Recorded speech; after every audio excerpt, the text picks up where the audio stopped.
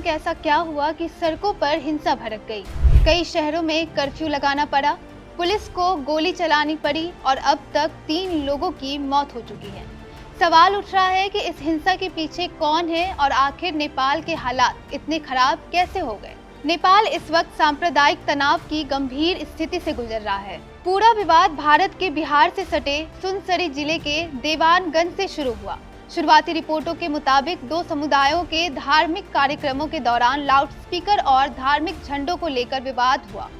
देखते ही देखते दोनों पक्ष आमने सामने आ गए और मामला हिंसा में बदल गया। हालात बिगड़ने पर पुलिस ने भीड़ को काबू करने के लिए फायरिंग की। इस गोलीबारी में 2 लोगों की मौत हो गई और कई लोग साथ ही पुलिसकर्मी भी घायल हुए।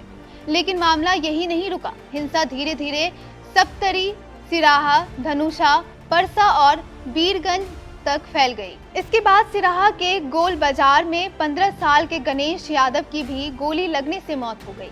यानी अब तक इस हिंसा में 3 लोगों की जान जा चुकी है। कई जगह आगजनी और तोड़फोड़ की घटनाएं भी सामने आई है। हालात को देखते हुए प्रशासन ने सुनसरी, सिराहा, धनुषा और वीरगंज के कई इलाकों में अनिश्चितकालीन कर्फ्यू लगा दिया है। इतना ही नहीं, भारत नेपाल सीमा से जुड़े संवेदनशील इलाकों में भी सुरक्षा बढ़ा दी गई है। वीरगंज में 5 या उससे ज्यादा लोगों के एक साथ इकट्ठा होने, रैली, धरना और सार्वजनिक सभाओं पर भी रोक लगा दी गई है। अब इस पूरे मामले में नेपाल सरकार भी सवालों के घेरे में है। विपक्ष और मानवाधिकार कार्यकर्ताओं का आरोप है कि सरकार ने समय रहते हालात को संभालने की कोशिश नहीं की। उनका कहना है कि अगर शुरुआती दौर में प्रशासन और स्थानीय नेताओं के साथ बातचीत होती तो शायद हिंसा इतनी नहीं बढ़ती। वहीं देवानगंज गांव पालिका ने पुलिस फायरिंग में मारे गए 2 लोगों को स्थानीय स्तर पर शहीद घोषित किया है।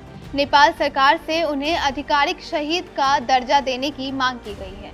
साथ ही मृतकों के परिवारों को 10-10 लाख नेपाली रुपए, गंभीर घायलों को 2 लाख और अन्य घायलों को 50,000 नेपाली रुपए की सहायता देने का ऐलान भी किया गया है। फिलहाल नेपाल के कई इलाकों में हालात बेहद तनावपूर्ण बने हुए हैं। सुरक्षा बल हाई अलर्ट पर है और प्रशासन लगातार स्थिति पर नजर रखे हुए है। अब सबसे बड़ा सवाल यही है, क्या नेपाल सरकार इस हिंसा पर जल्द काबू पा पाएगी या फिर यह तनाव आने वाले दिनों में और बड़े संकट का रूप ले सकता है। इस खबर पर फिलहाल इतना ही। बाकी तमाम खबरों को जानने के लिए देखते रहिए India.com।